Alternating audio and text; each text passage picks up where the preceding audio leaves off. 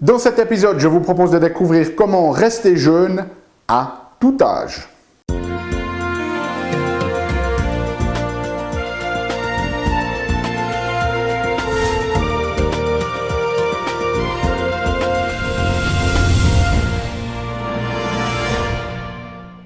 Parce que la vie est bien trop magique pour être petite et que nous avons tous besoin d'une prescription pour grandir en conscience et faire que nos rêves dévorent notre vie. Bonjour, je suis le Dr Yannick Pauly.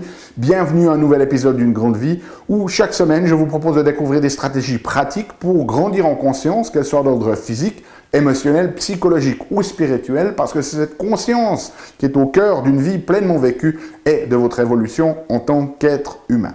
Alors cette semaine, j'avais envie de partager avec vous une forme de concept, une perception de la vie, si vous voulez, qui va vous permettre fondamentalement de rester jeune, peu importe l'âge que vous avez. Et cette vidéo, eh bien, comme vous le savez dans ces vidéos, si vous me suivez régulièrement, j'aime bien toujours donner un petit peu un contexte de qu'est-ce qui a inspiré cette vidéo. Et j'ai eu l'occasion ici très dernièrement d'écouter les enseignements d'un entrepreneur américain, Dan Sullivan. C'est un homme qui a 75 ans et qui continue d'aller de l'avant avec sa compagnie de coaching. Et dans cet enseignement qu'il partageait dans son podcast, eh bien, il a dit en fait quelque chose qui m'a vraiment marqué. Et c'est cette notion où il disait « être vieux, ce n'est rien d'autre qu'être à court de futur ». Et donc, pour lui, le fait d'être vieux, ça n'a rien à voir avec l'âge chronologique, ça a tout à voir en fait avec votre capacité à vous projeter dans le futur. Si vous avez l'impression que maintenant, dans le moment présent, votre passé est plus grand que votre futur, eh bien, vous êtes vieux. Si votre passé reste petit par rapport au futur que vous arrivez à imaginer, eh bien, vous êtes encore jeune. Et c'était très intéressant parce que finalement, il partage cet enseignement et plus ou moins à la même date, eh bien, je reçois une invitation pour une réunion d'école, ça devait être les 20 ou 25 ans, et justement dans son podcast, il disait une des marques de fabrique des réunions d'école, eh bien, c'est que finalement, on n'arrive plus à se projeter dans le futur, c'est là où les gens se réunissent pour parler du bon vieux passé. Et donc, je n'ai pas participé à cette réunion parce que on n'avait pas l'intérêt, parce que je suis quelqu'un qui aime à pouvoir non seulement être dans le moment présent et heureux où il est, mais aussi de finalement envisionner ou imaginer un futur qui est encore plus grand que mon présent actuel. Et à cette même époque, j'ai aussi eu l'occasion de faire une présentation à un club d'aînés où il y avait une cinquantaine de personnes âgées entre 60 et 97 ans, et où j'ai partagé ce concept, et c'était très intéressant de voir l'intérêt justement de ces personnes pour ce concept-là, parce que c'était quelque chose de très très différent en fait de ce qu'on a l'habitude typiquement, qui est de, voilà, à partir d'un certain âge, vous avez un grand passé, mais vous avez un tout petit futur, et donc on vous met à la retraite, on vous sort de la vie active. Et donc, cette différence de concept ici, c'est soit, vous avez ici cette intersection entre le passé ici, avec P, et F, le futur. Donc, soit vous êtes dans une notion, finalement, où vous êtes vieux, c'est-à-dire que votre passé est plus grand que votre futur tel que vous arrivez à l'imaginer, ou alors vous êtes jeune parce que votre passé reste bien peu par rapport au futur que vous arrivez à imaginer. Et donc, rester jeune, c'est justement ne pas être à court de futur, mais de pouvoir toujours vous projeter. Et je sais qu'il y en a certains d'entre vous, parce que c'est déjà arrivé, qui ont laissé un commentaire qui dit « Oui, Dr Pauly, mais votre théorie, c'est bien joli à 20 ou 30 ans. Et quand on a 60 ou 70 ans, qu'est-ce qu'on en fait? Eh bien, pourquoi quelqu'un comme Dan Sullivan, à 75 ans, est encore actif dans sa compagnie et envisionne pour son futur une croissance qui est encore plus grande que tout ce qu'il a été capable de faire dans son passé jusqu'à ce jour. Donc c'est juste un choix, une décision que vous allez faire de changer votre perception des choses, c'est-à-dire est-ce que vous allez rester dans cette dynamique que la société nous enseigne finalement d'être vieux, parce que si vous avez fait un certain temps, tout est derrière vous et vous n'avez plus le droit de vous projeter de l'avant, ou est-ce que vous allez rester dans cette dynamique de croissance constante, peu importe quand la fin de votre vie va se faire, peu importe quand l'univers va vous recycler, me recycler, mais d'avoir toujours cette capacité, dans notre esprit en tout cas, d'imaginer un futur qui est encore plus fascinant, qui est encore plus grand, qui est encore plus intéressant, qui est encore plus inspirant que l'a été notre passé. Okay? Donc si vous voulez rester jeune à tout âge, il faut entrer dans cette perception. Alors, comment est-ce que l'on fait ça? Au travers de 4 stratégies pour nous aider. La première, on va définir F, donc on va définir notre futur. C'est-à-dire que dans le futur, ici, dans une année, dans 3 ans, dans 5 ans, dans 20 ans, dans 25 ans, comment est-ce que vous avez envie d'être? Quelle personne êtes-vous dans le futur? Comment vous sentez-vous? Quel genre de pensée avez-vous? Quel genre de comportement avez-vous? Quel genre de ressenti émotionnel avez-vous? Prenez le temps de définir comment vous voyez votre futur, non seulement dans ce que vous possédez, dans ce que vous faites, mais aussi dans ce que vous êtes, dans votre manière de vous sentir.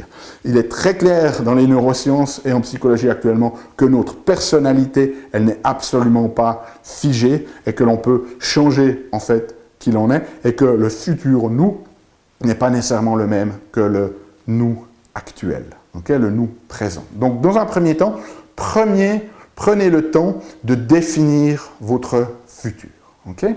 Ensuite, deuxième élément qui est très très important et pour certains d'entre vous qui sont souvent focalisés sur le passé, notamment pour les personnes qui auraient eu des événements traumatiques que vous traînez comme des boulets, cette étape-là va être très très importante. C'est-à-dire qu'à présent, on va sélectionner notre passé. C'est-à-dire que pour pouvoir créer un futur qui est plus grand que notre passé, il faut absolument que notre passé viennent servir notre futur et donc viennent se subordonner à notre futur. Et qu'est-ce que ça veut dire? Eh bien, ça veut dire que vous allez devoir être très très sélectif dans ce que vous prenez avec du passé et ce que vous allez prendre avec du passé doit venir construire votre futur et non pas le détruire. Et pour beaucoup de gens, notamment s'il y a eu des situations traumatisantes, eh bien, on porte toujours ce poids et ça nous empêche d'aller de l'avant, de se créer ce futur plus grand. Et donc, ce qui est important, c'est de faire un choix conscient sur vos expériences de vie et dire, ok, cette expérience-là, elle me sert, elle m'a construit, j'ai appris, ça va servir mon futur,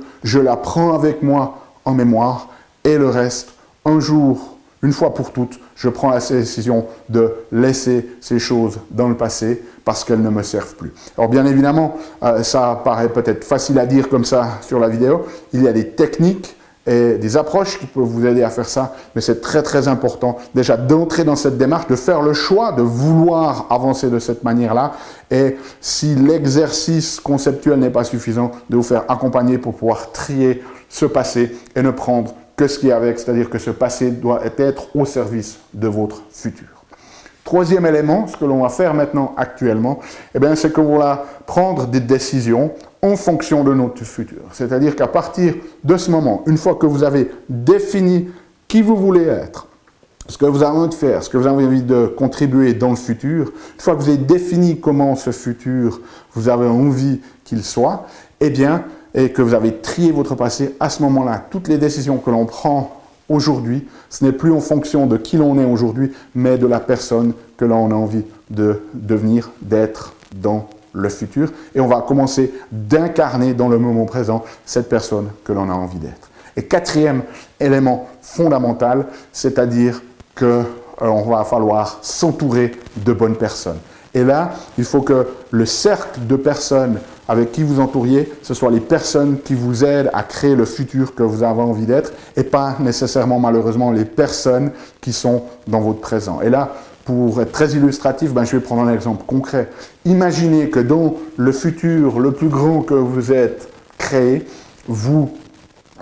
imaginez que vous êtes fumeur actuellement, que vous avez fumé toute votre vie, et puis que vous avez envie d'être une personne qui ne fume plus, eh bien, bien évidemment, vous ne pouvez pas continuer d'avancer en étant dans un cercle social avec des fumeurs. C'est impossible parce qu'ils vont toujours vous retirer vers le bas, ils vont vouloir vous retirer vers leur comportement. Et donc, si vous voulez, dans le futur, être une personne qui ne fume plus, il est absolument essentiel que vous changez votre cercle social et que vous entouriez de personnes qui, finalement, incarnent le comportement que vous avez envie d'avoir, c'est-à-dire de ne plus fumer. Parce que si vous restez dans ce même cercle social, dans ce même cercle d'amis, eh bien, ils vont commencer de vous juger, ils vont commencer de vouloir vous empêcher d'aller de l'avant parce que vous allez aussi être un miroir de leur propre comportement. Donc c'est important de finalement commencer de créer des relations avec des personnes qui incarnent le futur que vous avez envie de créer pour vous